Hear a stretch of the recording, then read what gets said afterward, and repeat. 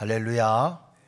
네, 오늘 우리 고난주간 특별 새벽 기도회 첫째 날 이 새벽에 주님의 전에 나와서 함께 하나님께 예배드리시는 우리 사랑하는 성도님들 심령마다 주님의 크신 은혜와 평강이 넘치시기를 축복합니다.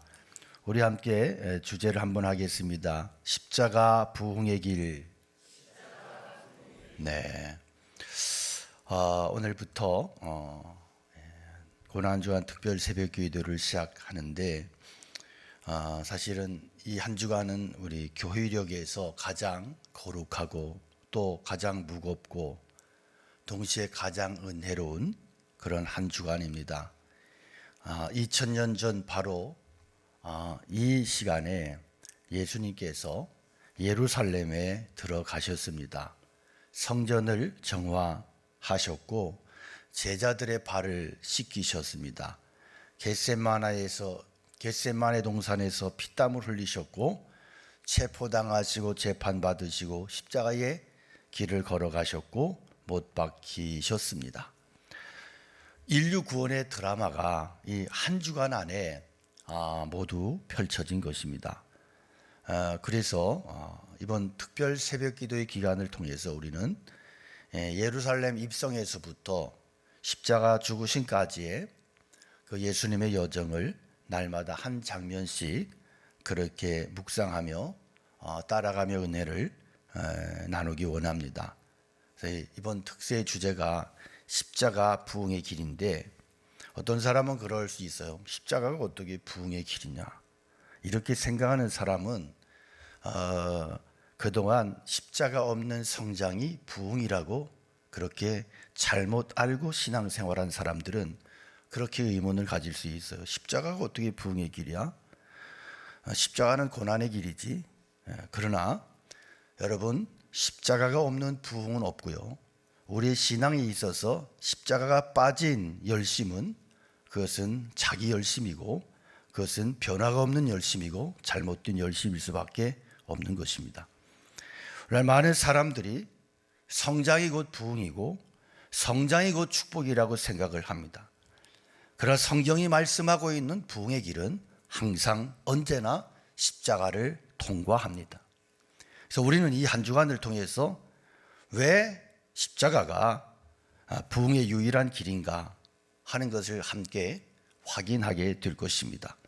새벽마다 주님의 마지막 일주일을 함께 걸으면서 그 고난의 의미를 묵상하고 우리 자신들의 신앙을 점검하는 시간이 되기를 원합니다. 그래서 오늘은 그 여정의 첫 번째 시간인데 예수님께서 나귀를 타시고 예루살렘에 입성하신 장면, 마태복음 오늘 21장 1절부터 11절까지의 말씀입니다. 여기에서 본문 우리에게 세 가지를 보여주는데 예수님께서 어떤 분이신지, 이 왕이 어떤 방식으로 오셨는지, 그리고 이 왕 앞에 선 인간의 모습이 어떠한지 보여주고 있습니다. 먼저 오늘 본문을 보면 우리 예수님께서는 철저하게 준비된 계획 속에 오셨다 하는 것입니다. 1절 5절까지 보면 예수님의 일행이 예루살렘에 가까이 와서 감람산 옆 벳바게에 이르렀습니다. 예수님 두 제자를 보내시면서 말씀하세요. 맞은편 마을로 가라. 그리하면 메어놓은 나귀와 나귀 새끼가 함께 있는 것을 보리니 풀어서 내게로 끌고 와라. 만일 누가 무슨 말을 하거든 주가 쓰시겠다 하라 그러면 즉시 보내리라. 자, 이 장면에서요 주목할 게 있는데 예수님이 나귀를 우연히 타신 게 아니라는 거예요. 길을 가다가 길 잃은 나귀가 있어가지고 저놈 끌고 와라 내가 타야 되겠다 이러면서 어떻게 이게 우발적으로 일어난 사건이 아니다. 다 알고 계셨고 어디에 나귀가 있는지 어떻게 가져와야 되는지 주인이 무슨 말을 할지 어떻게 대답하면 되는지 구체적으로 알고 계셨어요. 이것은 뭐예요? 즉흥적인 결정이 아니다. 철저하게 계획된 그러한 행동이었다 하는 겁니다. 마태는 4절 5절에서 그 이유를 분명히 밝히는데 4절 5절의 말씀을 함께 읽습니다. 이는 선자를 통하여 하신 말씀을 이루려 하심이니라.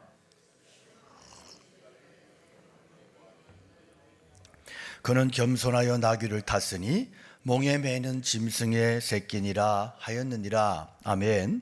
자, 이 말씀은요, 구약 성경 스가랴 9장 9절의 예언의 말씀입니다. 이 스가랴 선자는 예수님께서 오시기 약 500년 전에 활동했던 선자입니다. 그 선자에게 주어진 하나님의 말씀이에요. 500년 전에 그 말씀이 한치의 오차도 없이 그대로 성취되는 그러한 모습입니다. 무슨 얘기냐? 예수님의 예루살렘 입성은 우발적인 돌발적인 우연한 사건이 아니다. 하나님이 오래전부터 계획하신 구원의 역사의 한 장면이라는 거예요. 그래서 하나님은 500년 전에 이미 이 날을 내다보고 계셨고, 아니 더 정확하게 말하면 천지 창조하시기 전부터 영원조부터 계획을 세우셨고, 창세기 여자의 후손으로 예언하시고 말씀하셨고, 그리고 베들레헴에 태어나시고 애굽으로 피하시고 갈릴리에서 사역을 시작하시고, 그리고 나귀를 타고 예루살렘에 들어가는 이 모든 장면들이 성경의 예언의 말씀을 통해서 그대로 예언되었고 그대로 진행된 역사라는 거예요. 하나님의 대본이었다는 거예요. 여러분, 이 새벽에 우리가 이 사실을 깊이 분명히 간직하기를 원합니다. 하나님은요, 약속하신 것을 틀림없이 분명히 이루어 가시는 하나님이시라는 거예요. 그래서 500년 전의 약속도 정확하게 성취하신 그 역사가 오늘 본문에 기록이 되어 있다 하는 겁니다. 그렇다면 오늘 우리에게 주신 약속은 어떨까 하는 거예요. 내가 세상 끝날까지 너희와 항상 함께 있으리라. 할렐루야. 내가 너를 결코 떠나지 아니하고 버리지 아니하리라. 할렐루야. 이런 약속들이 과연 빈말일 수 있느냐 하는 거예요. 결코 아니라는 것입니다. 지금 우리 앞에 놓여 있는 문제가 아무리 클지라도, 아무리 걱정이 많다 할지라도 하나님의 계획과 하나님의 역사는 흔들리지 않는다 하는 것, 이 확신을 붙잡고 우리가 이 새벽을 시작할 수 있기를 축복합니다.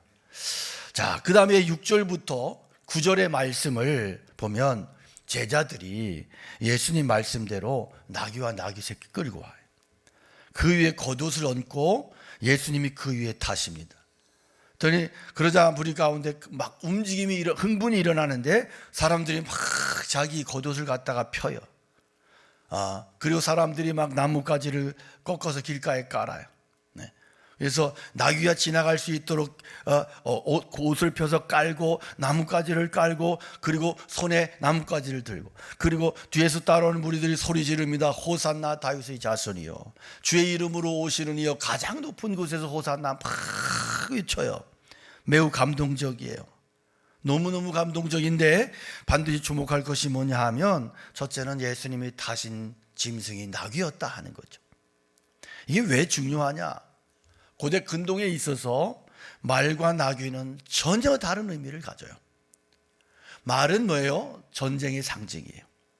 왕이 말을 타고 성에 들어온다, 정복자로 온다는 거예요. 그러나 나귀는 평화의 상징이에요.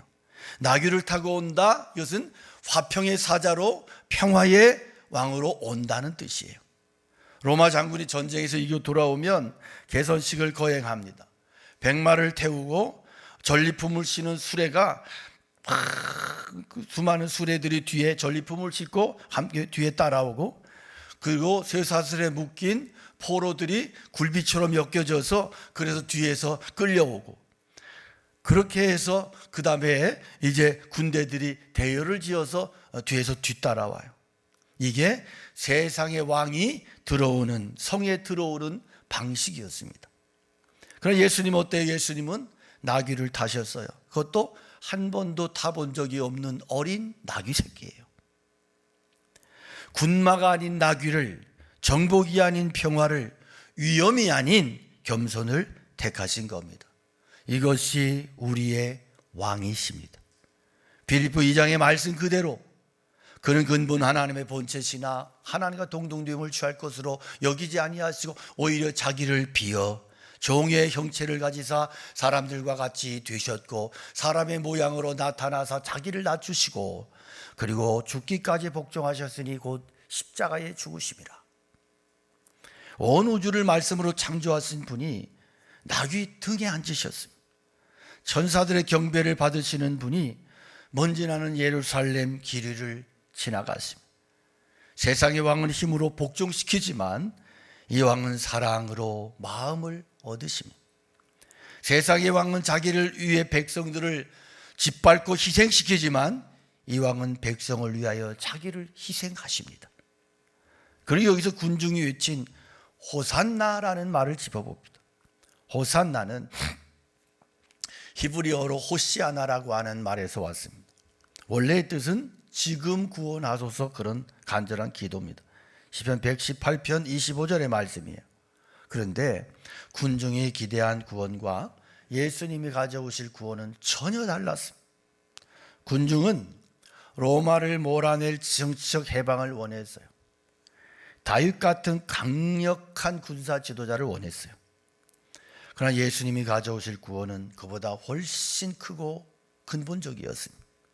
죄와 사망으로부터의 해방, 하나님과의 끊어진 관계 회복, 영원한 생명, 이것이 나귀를 타고 오신 왕의 목적이고 그 왕께서 주실 참된 구원이었습니다. 나귀 타고 오신 예수님은 군마를 타고 로마를 치러 오신 게 아니라 십자가를 지러 오셨습니다. 예루살렘 입성은 승리의 퍼레이드가 아니었습니다. 이것은 자발적인 죽음을 향한 행진이었습니다. 가장 낮은 모습으로 가장 큰 구원을 이루시기 위해서 예수님께서는 예루살렘으로 들어가셨습니다. 자, 마지막으로 살펴볼 것은 10절과 11절의 말씀을 보니까 우리 함께 읽습니다. 예수께서 예루살렘에 들어가시니 온 성이 소동하여 이르되 무리가 이르되 갈릴리 나사렛에서 나온 선지자 예수라 하니라. 아멘. 온 성이 소동했대요. 여기서 온 성이 소동했다고 하는 이 단어는 세이오라고 하는 단어인데 이게 한 번 더 나와요. 언제 나오냐면 마태복음 27장 51절에 예수님께서 십자가에 달려 돌아가셨을 때 땅이 진동하며, 그때도 세이오라고 하는 단어가 쓰였어요. 예수님이 예루살렘에 들어오셨을 때 성이 진동했고, 예수님께서 십자가 위에서 숨을 거두셨을 때 땅이 진동했습니다. 입성과 죽음, 이 두 사건이 같은 단어로 연결이 되어 있습니다. 자, 군중은 예수님을 선지자라고 고백을 했어요. 틀린 말은 아니지만 충분한 고백은 아닙니다. 그들의 열정은 진심이었을 거예요. 막 호산나를 외치고 겉옷을 벗어 깔고 나뭇가지를 흔들고, 그 감격은 분명히 거짓이 아니었을 거예요. 그러나 문제는 그 고백이 뿌리 없는 열정이었다. 그 고백이 중심이, 근본이 온전하지 못한, 바르지 못한 그러한 열정이었다 하는 거예요.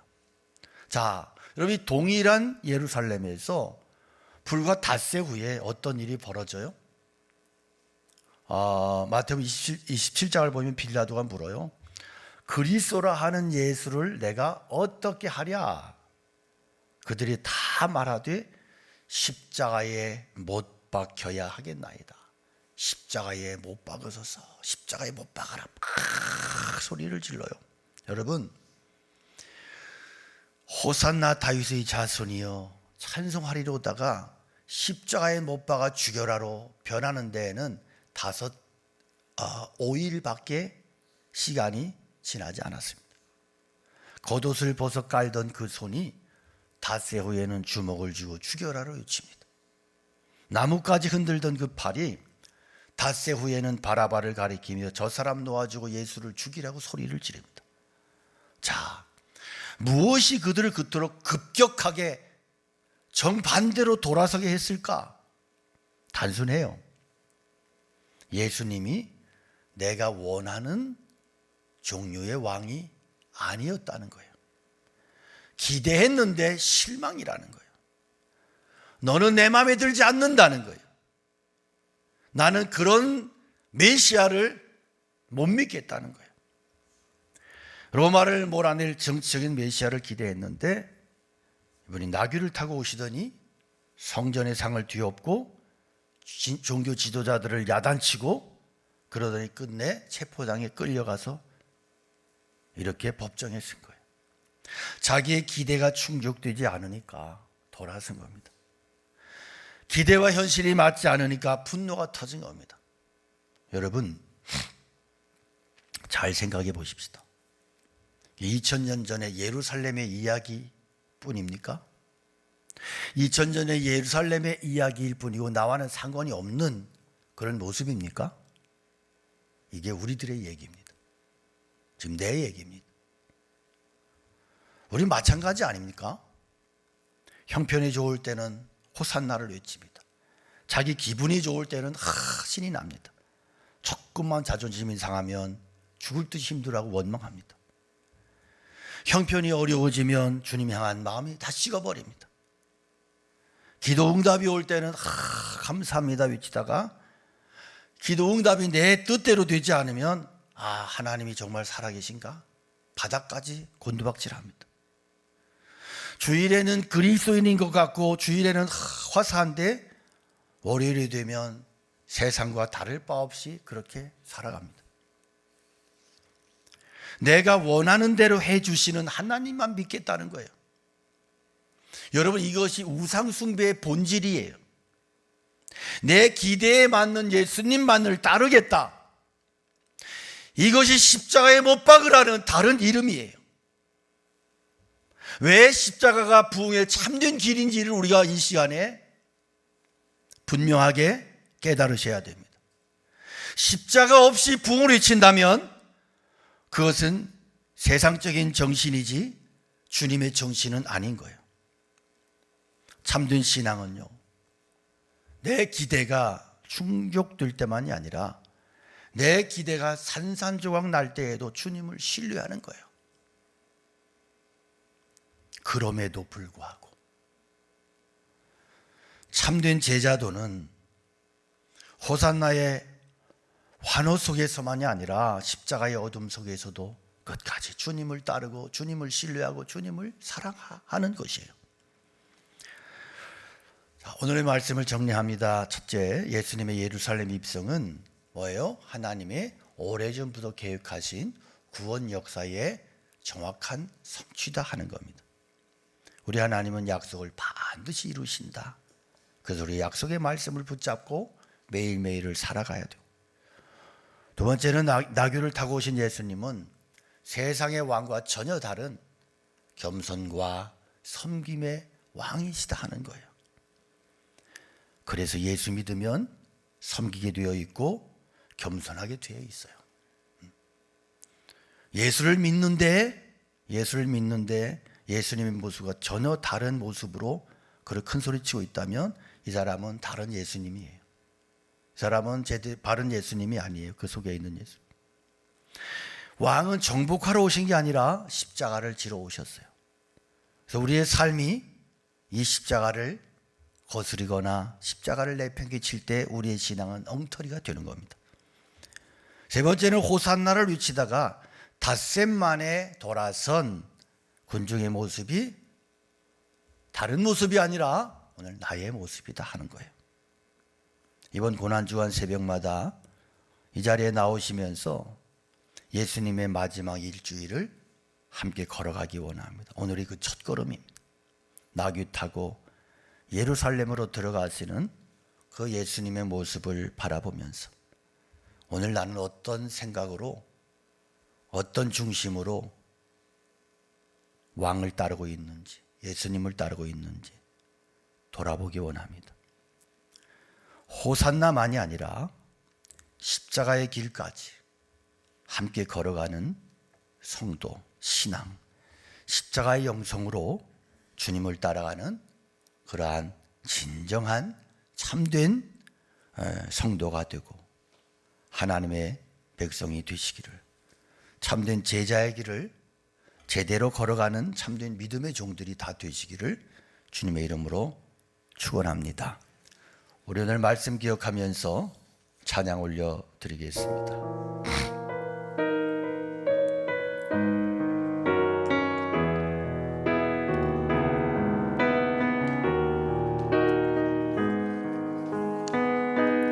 주님이 홀로 가신 그 길 나도 따라가오.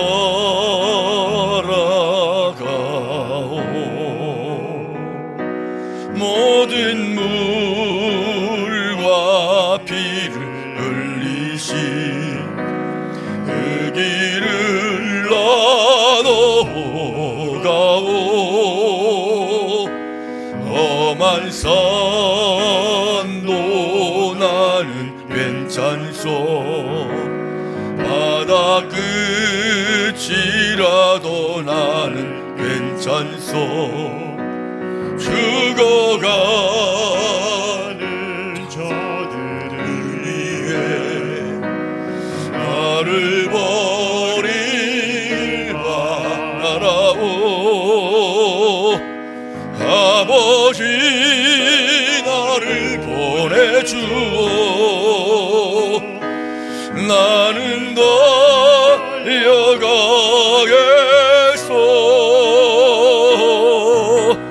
목숨도 아끼지 않겠소.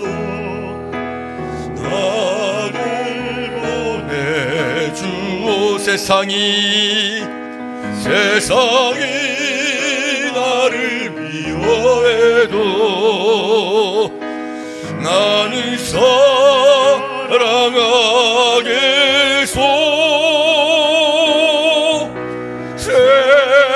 세상을 구원한 십자가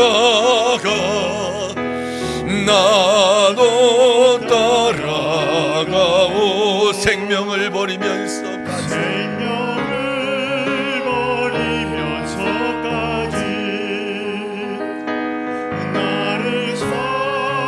사랑한 당신